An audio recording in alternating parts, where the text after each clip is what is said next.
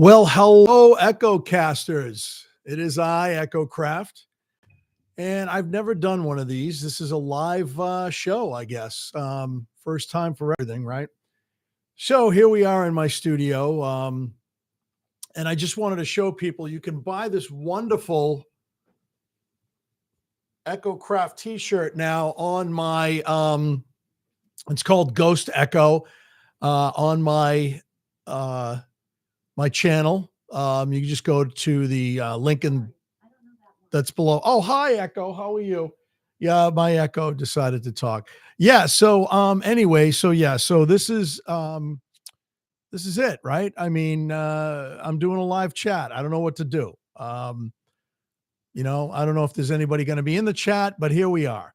So I just wanted to talk a little bit about possibly, doing some of these more often because it seems like it's a fun thing to do, right? I mean, hey, here we are.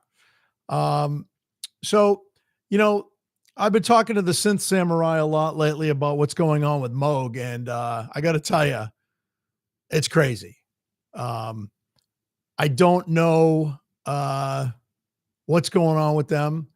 I was a huge Moog fan. I had Moog equipment in the past, and I got rid of it all. I had some issues with different pieces of equipment, but Moog really isn't doing much to stand by their equipment right now. I don't really understand it, and I've been called out on things, because the trolls don't like it when I say things that how I feel and what my opinion is. But that's too bad, because it's my opinion, and everybody's got opinions, and that's just how I feel. Yeah. But yeah, so I don't like what happened to Moog. I don't know what's going on with Moog. I don't really understand why this is happening to them. They're the greatest company around for synthesizers back in the day. And I don't know what happened to them. It's really sad. And I know In Music picked them up and, basically, I don't know what In Music's doing with them. I don't know what the hell's going on with them. It's bizarre. Uh, so I hope that things will work out for them. Because really Moog is a dynasty. They're a legacy company. And, I haven't had a piece of Moog equipment now in my studio for probably 2.5 years. And I don't think I'll ever have another piece of Moog equipment in my studio unless they actually do something to change their direction. And In Music doesn't seem to care. I mean, as far as I can see, again, this is speculation. I don't know what's going on with them. Who the hell knows? But I just don't like the fact that, this is what's happening with Moog. And it's sad. I know I'm rambling, but I mean, you have great companies like Sequential and um, uh, Oberheim. These companies are actually still kicking, still doing the right thing, trying to reach out to the consumer for decent, decent synthesizers at decent prices. You know, um, I think paying for a synthesizer that's over $2,000. All right, I'll go as far as $2,400. All right. I still think that's a little high, but I mean, I would still buy a synthesizer for that price. And right now, the way it stands, I see a lot of stuff. Moog has discontinued the Rogue One, Moog One, whatever you call it. Come on. I've complained about the price of that synthesizer since it came out. Some people swear by it. Some people say they wish they never bought it. But yeah, and there's a lot of great companies out there. We have Atoria now who's kicking ass, building great synthesizers, great software. You have Behringer. A lot of people don't like Behringer. They don't like them. I don't like clowns. Whatever, dudes. Whatever, ladies. Whatever, gentlemen. It is what it is. And you've got You've got Roland still kicking ass and asking questions later. Um, you've got Korg still making great products. Again, Oberheim coming out with the TE05. What an awesome synthesizer that is. So who knows what's going to happen to Moog? Who knows? Only time will tell. And, I'm just curious to see how this live stream thing is happening. So we'll see what happens. I'm going to end it now because I just want to see this kind of like a test for me. And if it doesn't work out, it doesn't work out. So yeah. I do have somebody in the chat. What's up, Samurai? It's Synth Samurai's in my chat. Cool. So first time doing this, Samurai. So this is new for me. What do I think about the Labyrinth? I think it was poorly executed as far as the way it went out there. I don't get it, and then they post this thing about the Labyrinth going live and you're going to be able to buy it or whatever. The Labyrinth to me looks like a souped up DFAM, basically. It's cool. I mean, I'm not going to say it's not cool. But I mean, I don't know what the price tag is. Samurai, do you know what the price tag is on that? I don't know. I haven't seen the price tag yet. And I just think that it's an overpriced Edge with some extra features. $599. All right. The Synth Samurai says it's $599. I'm good, man. For $599, I could buy 2 Behringer Edges. Okay. And we're going to have people, troll me and say that, oh, you're a Behringer bro, you're a Behringer boy or whatever, dude. You know what? I don't like the fact that, Synth Samurai this morning, we were talking about stuff about, why can't Moog, like everybody else, put DSP chips in their synthesizers to give you effects or even analog effects. Why can't they do that? We were talking about that. And I mean, you've got like the guy, right? Well, I always get that messed up. The guy behind me there, you see that little guy there, the little Mini Freak, the Arturia Mini Freak? That thing's got some great effects in it. It's, the wave tables on it are amazing. You can't see it, but the new ASM Hydra synth that I just purchased, that thing is ridiculous. The effects, even the Osmos comes with amazing effects. Is it analog? No, it's digital, but it sounds great. Why can't they put effects in their synthesizers? The Oberheim TE05 has some great effects in it. I just don't get it. I mean, I have a Rev 2. My sequential circuits or my Dave Smith Instruments Rev 2 has awesome effects in it. Some people say they're weak. Even the Matrix Brute over here that I have has effects in it. Has some really nice effects in it. They're Bucket Brigade effects. They're analog effects. Some people hate them. I've gotten them to sound really nice. I just have to say that synthesizers without effects is lame. I mean, unless you're doing like, we talked about this today too, of bass lines. Like, you get some great bass lines. Like I have a Behringer MS1 over there. I get some great bass sounds out of that thing. Would I put effects on it? Sure, I have. Actually, that synthesizer sounds amazing with effects on it. All the Korgs that are behind me all come with effects. Even though the little mini log over there, mini lug, whatever you say, moog, moog, mam, mam, mam, bam, bam, sklam, bam, boom. That thing actually has effects built into it. Why would you not put effects into your, gigantic synthesizers that cost, the price of a car or a down payment on a house or a down payment on a car, or blah, blah, blah.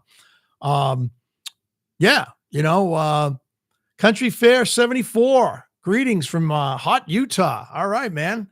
Glad you made it. It's nice. It's nice to have effects on your synthesizers. One of the things I want to do, I'm just going to grab it. I bought this a while ago, and I keep saying I'm going to actually do something with it. But this is the Source Audio Collider. This is a great pedal. It's echo, it's delay, it's flanging, it's all kinds of stuff. I'm gonna do a demo with this, and I don't know what I'm gonna put it on. Maybe I'll put it on the MS1 and see what that sounds like. I haven't done that. I've done it with the Big Sky. But yeah, I want to see what it's like, man. I mean, this thing is stereo too. I was actually going to put this on the Wasp and on the hang on, sorry. I was going to put it on the Wasp and the Cat, my little Wasp Cat setup there, my little Swarm with the Cat setup. But I have that running through the Big Sky, and it sounds awesome. I'm being able to play one finger chords because I've got 3 synthesizers, all linked together with MIDI, and it just sounds amazing. So yeah. The other thing I wanted to show you is this guy right here. So I'm a sucker for like cheap little mixers and stuff. This is called the Lissig. Sounds very German, like Lipzig. But this is a mixer. And what I like about this, and I'm going to just show you, I'm going to pull this cable out here. What I'm going to show you on this mixer right here, if you can see it, we've got 2 sets of inputs on each channel and on the output. So we've got 1/8 inch or 3.5 millimeter, I believe it is. And then we have 1/4 inch, and it's stereo. So I like that because I love using, these are one of my favorite companies to buy cables with. They're braided cables. And this is a company called, what is it? It's JS Aux, which is a great company. And yeah, so I like it because, and I paid $29 for this, and I have a couple of different ones. One's another one called a Mookie. I guess it's what it's called. Again, I got them on Amazon. They're cheap. They're quiet. This one isn't USB driven. This one actually came with a little tiny power supply, which is kind of cool.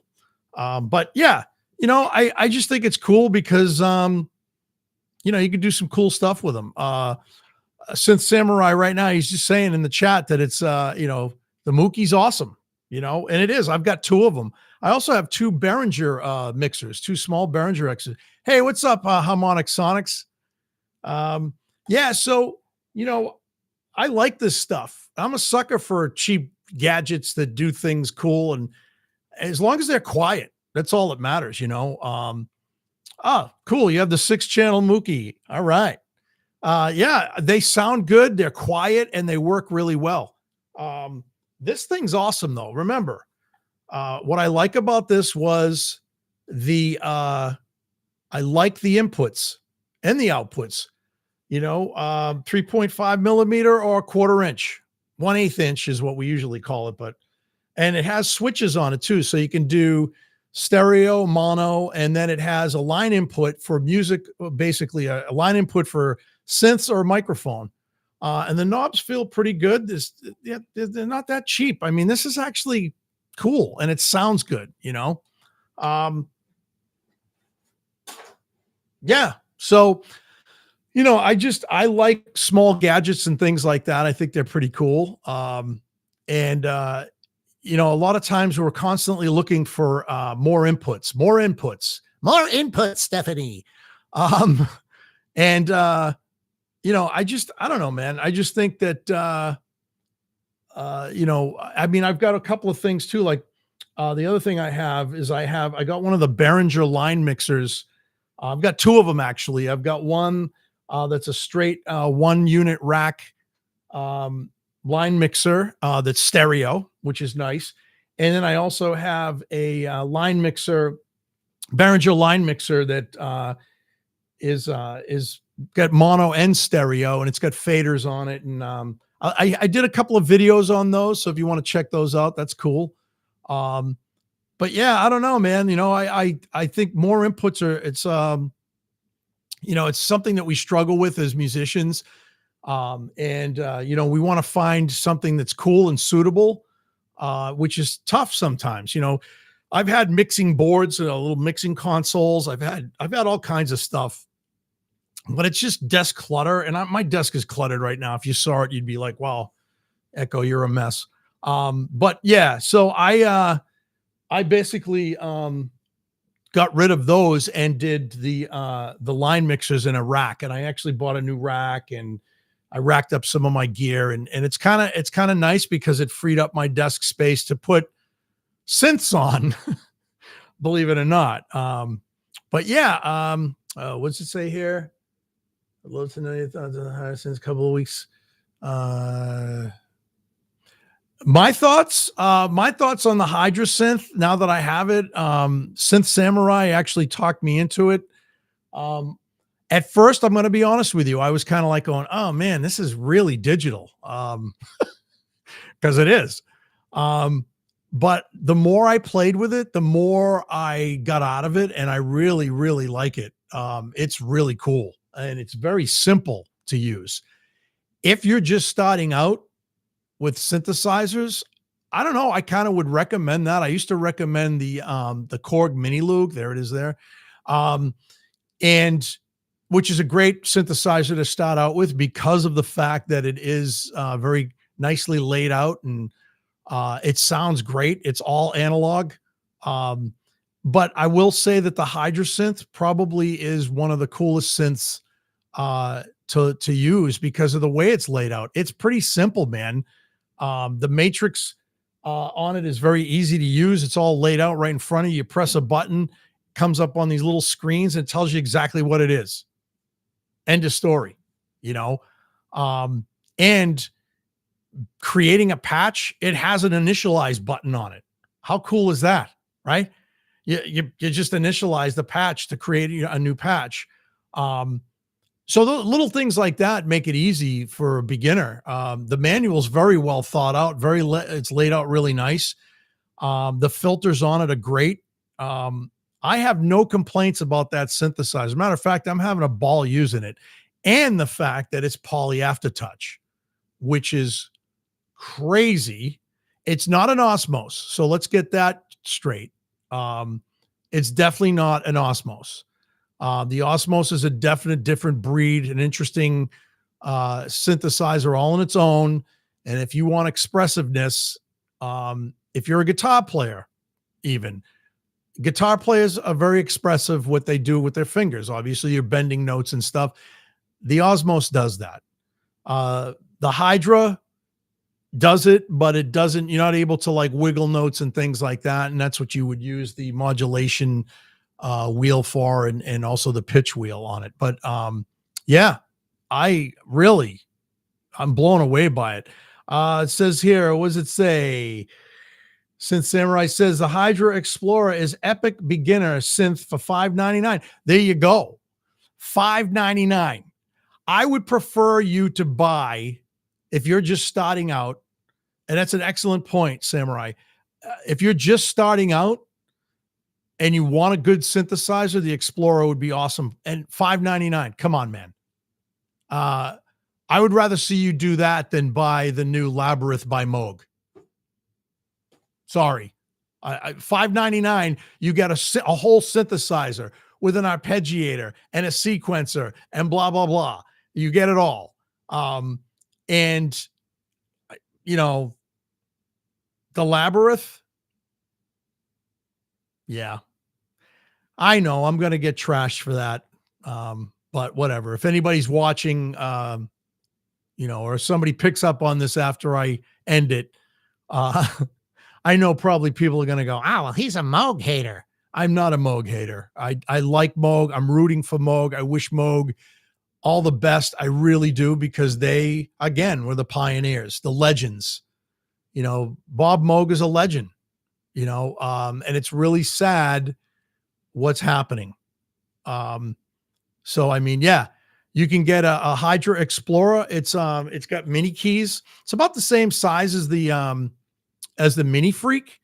But I would recommend that as your first synth because of the way, the way it's laid out, the way it plays. And again, it's only $599 American dollars, so US dollars. So there you go. You know what I mean? But yeah, man, I just think it would be a smart move. Or you can go for uh the Monologue. That's a great synth to start out with. Um, I would like to say something that I was watching Sonic State earlier today, and Gaz Williams mentioned clones, and he said that the Behringer DeepMind 12 is basically a clone of the Juno 106. And then Buzz, he chimed in. He usually manages the chat in Sonic State, and because I got mad, I said, well, it's not a clone. It really isn't. It doesn't look like a Juno 106. It doesn't play like a Juno 106. It doesn't sound like a Juno 106. Sorry. It's I had two Juno 106s. I love them. They're great. Roland Juno 106 was a great synthesizer. It didn't have an arpeggiator in it. It didn't have a sequencer in it. It had no effects except the famous, Juno chorus, which I love. I love that chorus. It's rich. It sounds amazing, and it's dirty because of the circuitry. But the DeepMind 12, completely different, breed. And what Buzz said in the chat was, he basically said, well, Uli Behringer knew that it was compared to the Juno 106, and he didn't really understand that. He thought it was kind of weird that people said that. I guess that's what he said in the chat, and I was just like, okay, so Uli didn't like the fact that it was compared to a Juno 106. I want to say that the Neutron and this guy here, the DeepMind 12, are probably the most original synths that Behringer came out with. And not for nothing, but when people start saying, oh, well, the infrastructure of the synthesizer, that's what makes it a clone. No, all synthesizers sound different. Here's the thing that bugs me too about analog. When people say, oh, every Moog sounds the same, they do not. Every Juno 106 sounds the same. They do not. That's the beauty about analog. They're all different. They all have their unique little qualities about them, and any analog synth. Now, a digital synth, if I took my Hydra synth and brought it over to Samurai's house next to his Hydra Deluxe, guarantee they're going to sound the same except for one thing. His has 16 voices, mine has 8. That's it, because it's digital. Analog is going to sound unique, and I have proof of that. I have 2 Wasps, right? Both of them sound completely different. They have the same features. They have the same knobs and everything. But one of them sounds a little bit different than the other one. And tuning it wise, too, is a little bit different than the other one. Why? Because it's analog. And that's what people don't understand. So yeah, I don't know. Harmonic Sonics wants to know, is it the drift? Well, I don't think it's so much the tuning drift on it. I mean, that's typical analog, but it's the characteristic of the synthesizer. It's weird. One of them is hotter than the other too. So it actually has more volume than the other one. So I have to kind of tame it a little bit. But it's different. It has very unique features. I'm glad I have 2, to be honest, because I would never think of putting 2 of them together and linking them and being able to, create one big mono synth like that. So yeah, it's definitely interesting. And I've never been able to do that. When I owned my Juno 106s, I didn't own them together. I had sold one and then bought another one. And I wish I had them back to back, because that would have been a good test to see how different they were. The layouts were the same. All the patches, all the store patches, factory patches, were the same. But I wondered how it would sound next to one another, and I guarantee it would have a little bit different characteristic to it than than just a digital synth would, where it would sound exactly the same because of the fact that it's a DSP based synthesizer. That's like VSTs. Hey man, what's going on? Etern, I can't even pronounce that, dude. I'm sorry. Eternian. Etern. I love you, man. I'm sorry I didn't pronounce your name right. But I'm glad you made it. Yeah. So, I think that, um, when it comes to analog synthesizers, which I love, and I love them all, and I love the hybrid synths are amazing. It's weird. It's just, it makes me wonder, like, oh, you like the car video?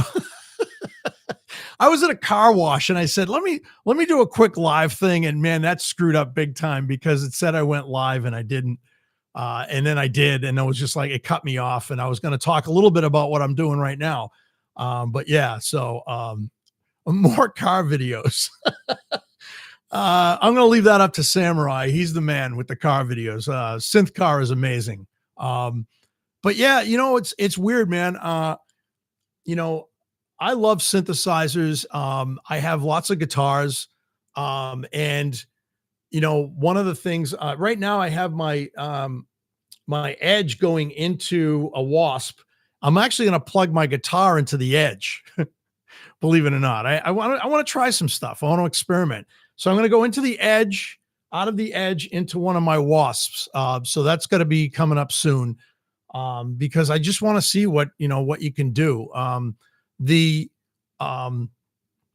weird thing is, a lot of people, they don't like, guitar players have a hard time finding sound.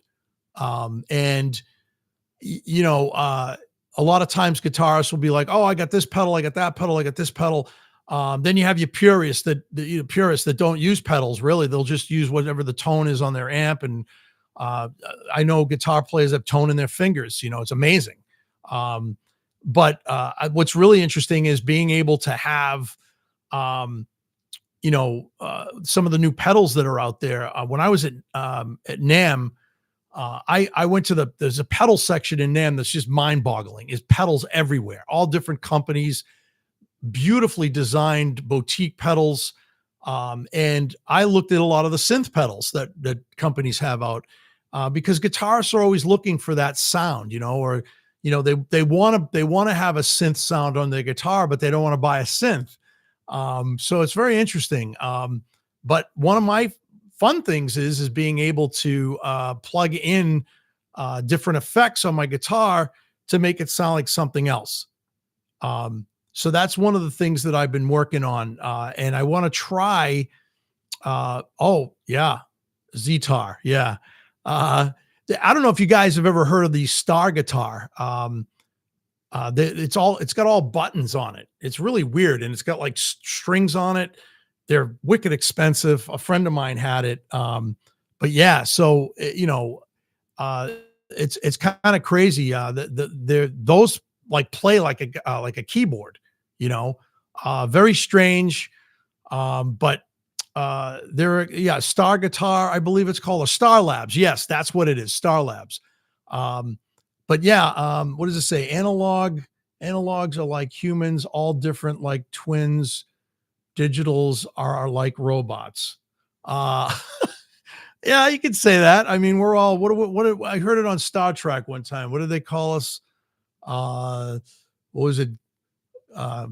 Gas bags, or I forget what it was called. Carbon units. There you go.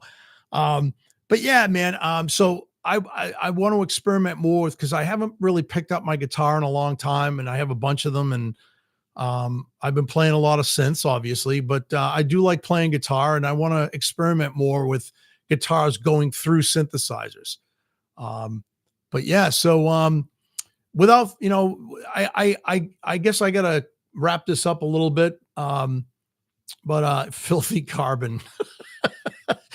But anyway, I just wanted to try out this live thing, man, and I appreciate all you guys coming in and joining in the chat. because I think this is going to be something new that I'm going to start doing. And I get to go off and give my opinion. And you know what they say, opinions are like holes, and everybody's got one. So anyway, guys, appreciate you joining in the chat. And, you know, I just wanted to say thank you for supporting the channel, and thank you for supporting Synth Samurai and the Kumite. And yeah, so hey, like I always say, stay frosty, guys, stay creative. And like Samurai always says, slew, slew.